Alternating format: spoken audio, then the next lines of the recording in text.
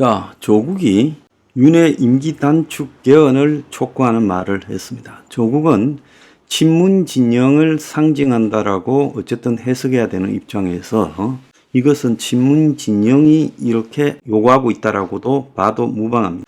그래서 윤이 임기를 단축해서 27년까지 임기인데 2026년에 지방선거 할 때 대선을 같이 하자. 그러니까 1년을 단축하라는 겁니다.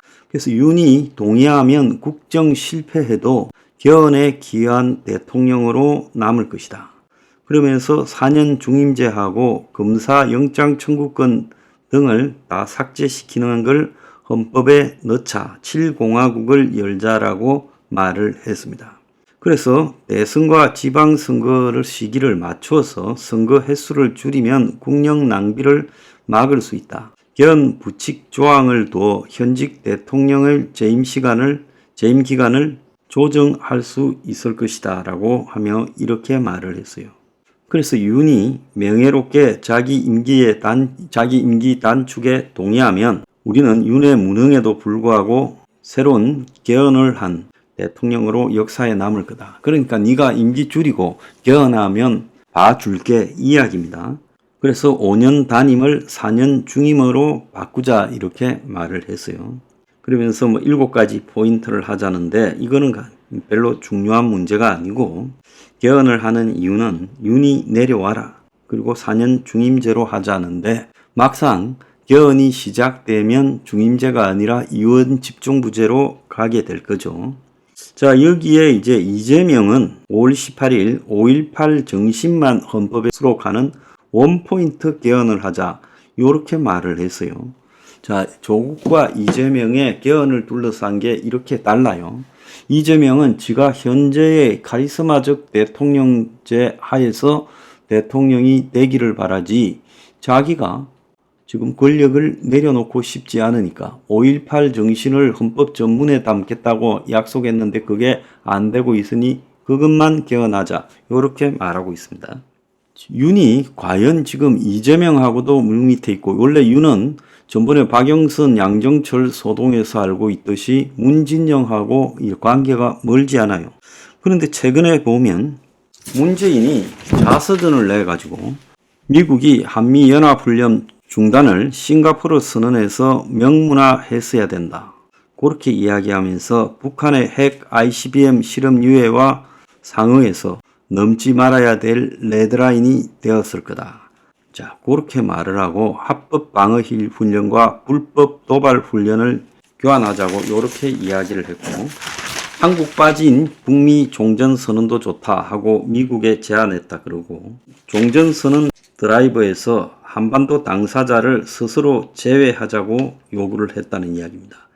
핵리스트와 종전선언 맞교환 요구는 김정은이 폭격 타깃 내놓으란 말이다라고 반대했고 자, 문이 지금 최근에 보면 문이 북한을 자꾸 이렇게 봐주자는 이야기를 해서 싱가포르 회담에서 문을 뺐다라는 트럼프 측의 이야기와 맞물리는 그런 주장을 했다는 거예요. 그래서 미국에 대한 감정적인 불만을 드러냈다.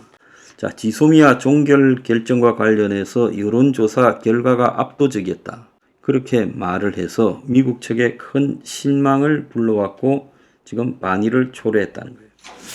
자, 그러면서 문은 김정은을 찬양하면서 김정은이 연평도에 가서 그 주민들을 위로하고 싶다고 해서 놀라웠다. 이렇게 말을 하고 2018년 판문점 번개 정상회담 때는 김정은이가 정상 간의 이메일 소통을 파격 제안했다. 이렇게 말을 하고 국정원 통전부 연락 채널이 있었다라고 말을 하고 문로드라는 코드네임을 정했고 김정은이가 2021년에는 연락사무소 재건을 제안했다. 이렇게 말했습니다. 그러면서 윤 정권의 9.19 합의 효력 정지를 놓고 어리석은 일이라고 했고 세계 외교 무대에 배우자 외교가 활발하다며 김정숙은 두둔하고 김건희를 비판했습니다. 자, 그런데 이와 관련해서 최근에 김정숙 수사와 또 문재인 사의 수사, 그리고 최재형 목사 수사, 이렇게 이제 수사가 여러 개 진행이 되고 있어요. 자, 그래서 검찰이 최재형 주변을 훑고 있다라고 하는데, 김건희 만난 전후의 행적을 재구성하고 있다. 이거는 최재형이가 적을 터뜨린 타이밍이 총선 전에 터뜨렸잖아요. 제가 작년에 가을께에 올해 가을 정기국회가 끝나기 전에 여러 가지 폭로가 터져 나올 거다. 김건희와 관련된 그렇게 예측을 했습니다. 제가 예측을 한 것은 야권의 가장 큰 한방이 김건희에 집중될 거고 김건희와 관련해서 수많은 함정을 팠을 것이다. 이미. 그리고 그 평소 행보를 보면 그런 함정에 걸려들고도 남았을 것이다라고 추정이 됐어요. 그래서 가장 쉽게 윤 권력을 흔들 수 있는 방법이 김건희 주변에 함정을 파서 접근했을 거고, 그 함정을 파서 접근하는 부분에는 최재형 목사 뒤에 서울의 소리가 있고, 서울의 소리 뒤에 누가 있는가? 현재의 권력 실세 이 야권의 이재명과 서울의 소리는 어떤 관계인가? 이런 것들을 검찰이 좀 알고 싶어 하는 게 아닌가, 나는 그렇게 보고 있습니다. 그래서 이 서울의 소리나 최재형이가 간이 배 밖에 나왔다 하더라도 야권 권력을 뒤에 끼지 않고 저런 짓을 벌릴 수 있었을까 의문이 되고 있어요. 자, 김정수 그 인도 방문과 관련해서 김건희 공격이 계속될수록 여당 쪽에 인도 방문에 대해서 특검을 해야 된다, 이런 이야기가 많이 나오고 있어요. 그래서 김정숙 인도 방문에 대한 고발, 이 세금 낭비했다는 고발이 접수돼서 업무상 배임 횡령 직권 남용으로 검찰에서 수사가 진행 중이다. 자, 문은 이 회고록에서 이 문제부터 사과했어야 되는 것 아니냐. 자, 이렇게 이제 이야기를 하고요. 이 김정숙이가 뭘 둘러대더라도 인도를 방문할 그런 이유가 없었다라고 언급을 하고 있습니다. 자, 문재인 전 사의에 대해서도 지금 여러 가지 압수수색이 진행되고 있는데, 특혜 채용 사건으로 지금 수사가 진행이 되면서 김정숙 단골 디자이너 딸이 출국 정지됐는데, 이 김정숙의 옷을 갖다가 해주던 디자이너의 딸과 그 다음에 문재인의 딸 사이에 동거래가 있었는데, 이것이 지금 문재인 전 사의 특채와도 관계가 있을 거다라고 이야기가 나오고 있어요. 문재인 딸이 검찰을 겨냥해서 300만 원 정도의 검증 거래를 가지고 그런 식으로 이야기를 하냐. 그러면서 제 가족 지인 고딩 동창까지 털고 있다라고 말을 했어요. 지금 최재형 목사에 대한 수사는 이재명 쪽, 그리고 김정숙 수사는 문재인 쪽을 겨냥하고 있고, 문의 전 사의 수사도 마찬가지로 문 집안을 겨냥하고 있습니다. 자, 이것은 결국은 이 둘을 걸어가지고 처벌하겠다는 게 아니라 이 이재명 측과 문재인 측이 지금 윤 측을 공격하는 강도를 낮추는 용도 정도가 되지 않을까, 저는 그렇게 보고 있어요. 그래서 퉁치는 수준으로 가는 게 최고의 목표일 거다라고 보고 있습니다. 자, 김경수가 지금 노무현 추도식 참여한다고, 노무현 추도식 참석한다고 귀국했습니다.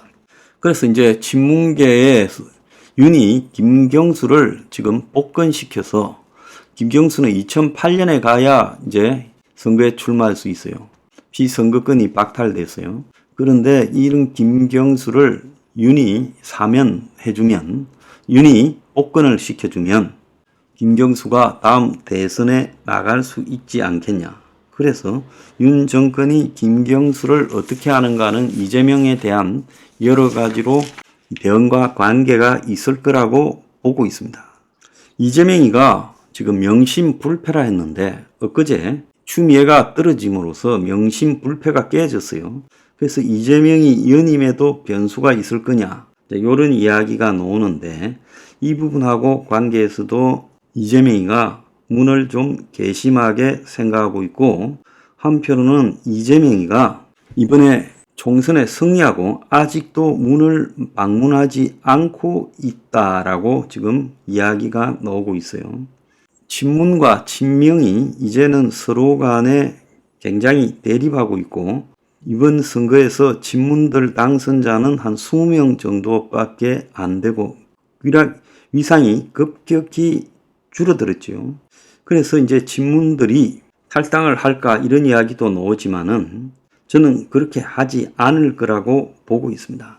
다만 정권은 문재인이 이재명보다 편하다라고 생각하고 있고, 그래서 여러 가지 문재인에 대한 압박을 통해서 문재인 측이 자신들에게 공격을 하지 않고 좀 협력하는 분위기를 끌어가려고 하는 것 아닌가, 그렇게도 느껴지고 있어요. 어차피 지금 힘이 빠진 윤이 이재명 측이나 문재인 측을 수사를 해서 밝혀내서 더 처벌할 거라고는 저는 보지 않습니다. 그럼에도 그러는 거는 뭐냐? 일단 수사를 하게 되면 권력자라 하더라도 여러 가지로 불편한 점이 생기죠. 그러면서 합의를 도출해내기 위한 용도일 거라고 생각을 하고 있습니다.